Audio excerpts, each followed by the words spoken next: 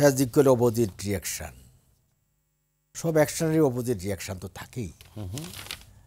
তো এখানে ডোনাল্ড লু আসার পরের দিন যিনি চলে গেলেন, ঠিক পরের দিন কিন্তু অস্ট্রেলিয়ান প্রাইম মিনিস্টার প্রধানমন্ত্রী শেখ হাসিনাকে কনগ্রেচুলেশন জানিয়েছেন যে আপনি নির্বাচিত হয়েছেন, আপনাকে অভিনন্দন জানাচ্ছি। ওইটার সাথে কিন্তু মিল আছে, কিন্তু হ্যাঁ এটা কিন্তু মিল আছে, এটা ইন্টারন্যাশনাল পলিটিক্সের মিল আছে। মানে তারা অস্ট্রেলিয়াকে দিয়ে অভিনন্দন জানিয়ে দিয়েছে অফিসিয়ালি, মানে এটা আমেরিকার সিগনালে হয়েছে। কিন্তু আপনাকে বুঝে নিতে হবে, না অস্ট্রেলিয়ার প্রাইম মিনিস্টার এইভাবে অভিনন্দন জানাতো না। কালে তিনি কি বলে গেছেন যে আমরা অতীতে যা হয়ে গেছে সেটা বাদ দেন, এখন রিফেয়ার করতে আসছি। রিফেয়ার মানে সম্পর্ককে রিফেয়ার করা because of interest, mutual interest. আমার ইন্টারেস্ট দেখবে, আমেরিকান ইন্টারেস্ট আছে, যেটা ভালো বলেছেন যে কম্বোডিয়াকে স্যাংশন দিয়েছে, বাট কম্বোডিয়াকে তারা সম্পর্ক নষ্ট করে নাই। এবং ভিয়েতনামের সাথে যে যুদ্ধ হয়েছে 35 বছর, সেই ভিয়েতনামের সাথে কিন্তু আমেরিকা ব্যবসা করছে এখন। ভিয়েতনাম কিন্তু মাল্টিপার্টি সিস্টেম নেই, এখানে কিন্তু মাল্টিপার্টি সিস্টেম নেই, ডেমোক্রেসি নেই, নির্বাচনও নেই। বাট বাংলাদেশের মাল্টিপার্টি সিস্টেমও আছে, নির্বাচনও আছে। আচ্ছা, আমাদের মতো একটা দেশের সাথে তার সম্পর্ক নষ্ট করবে কেন? যেমন আজকে আমি একটা নিউজের নিচে কমেন্ট দেখছিলাম, সে বিএনপির সমর্থক, সে বলতেছে জো বাইডেন হচ্ছে ডাবল স্ট্যান্ডার্ড, এবং যিনি আসছেন ডোনাল্ড লু, তাকে সে বলছে জুকার। মানে বিএনপির একজন সমর্থক, সে কিন্তু কমেন্ট করেছে, আমি নিজে দেখেছি আজকে। কাজেই এবারে ডোনাল্ড লু আসার পরে বিএনপি কিন্তু হতাশ হয়েছে, বিএনপির জন্য কোনো ভালো বার্তা নিয়ে আসেনি।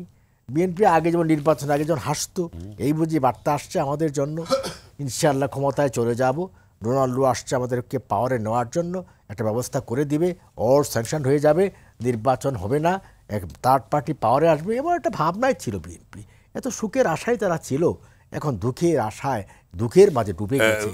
জনাব আহমদ হোসেন, যেটি হাসান মোহাম্মদ বলেছিলেন যে যুক্তরাষ্ট্রের সঙ্গে সম্পর্ক দেখে বিএনপির মাথা খারাপ হয়ে গেছে, আসার আগে বলেছিল, তা এখন মাথা খারাপ কাদের হয়েছে? অর্থাৎ স্যাংশন তো দিয়েছে, এ ব্যাপারে আপনাদের? স্যাংশন তো একটা ব্যক্তিকে দিয়েছে, আমাদের গভর্নমেন্টের কোনো প্রতিষ্ঠানকে দিয়েছে। জি, আপনি এটা বুঝতে হবে, সেটা কে?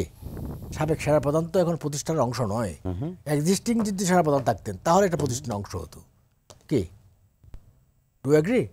আচ্ছা, আমি যেটি বলেছে স্টেটমেন্টে যেটি বলা হয়েছে যে his actions have been contributed to the undermining of Bangladesh democratic institutions, অর্থাৎ তার দ্বারা বাংলাদেশে গণতান্ত্রিক প্রতিষ্ঠান ক্ষতিগ্রস্ত হয়েছে, আন্ডারমাইন হয়েছে, এবং তিনি পাবলিক ফেথকে বিনষ্ট করেছেন। তাহলে গণতন্ত্রের কথা তো বলছে যে ইনস্টিটিউশন ক্ষতিগ্রস্ত হয়েছে। বিএনপির আমেরিকার ডিপ্লোমেসির অর্থ আপনি বুঝতে অনেক কষ্ট লাগবে, এটা আপনিও অভিধানে খুঁজে পাবেন না যে আমেরিকান ডিপ্লোমেসি সকালে কি, দুপুরে কি, বিকেলে কি, সন্ধ্যার পরে কি, এটা বোঝা বড় কঠিন ভাই, এটা বুঝতে কেউ পারবেন না আপনারা। আমেরিকা তো সুপার পাওয়ারের দাদা, তাই না? রিচেস্ট কান্ট্রি, অর্থনৈতিকভাবে, অস্ত্রে, শক্তিতে, পারমাণবিক বোমায়, সে পাওয়ারফুল স্টেট। কাজেই যিনি মুরব্বী, তার কথা সবসময় বোঝা বড় কঠিন। মুরব্বীরা যখন সকালে এক কথা বলে, দুপুরে এক কথা বলে, আমাদের শোনা ছাড়া উপায় নাই, শুনতে হয়, শুনেও আমরা মেনে নিতে হয়। কাজে আমেরিকার ডিপ্লোমেসি আপনিও বুঝতে পারবেন না, আমিও বুঝতে পারবো না, আমেরিকাই বুঝতে পারবে। আমেরিকা একমাত্র জানবে কোনটা কারেক্ট, কোনটা ইনকারেক্ট, কোনটা কখন কী জন্য বলবে। প্রতিটা কথার পিছনে তার নিজস্ব না।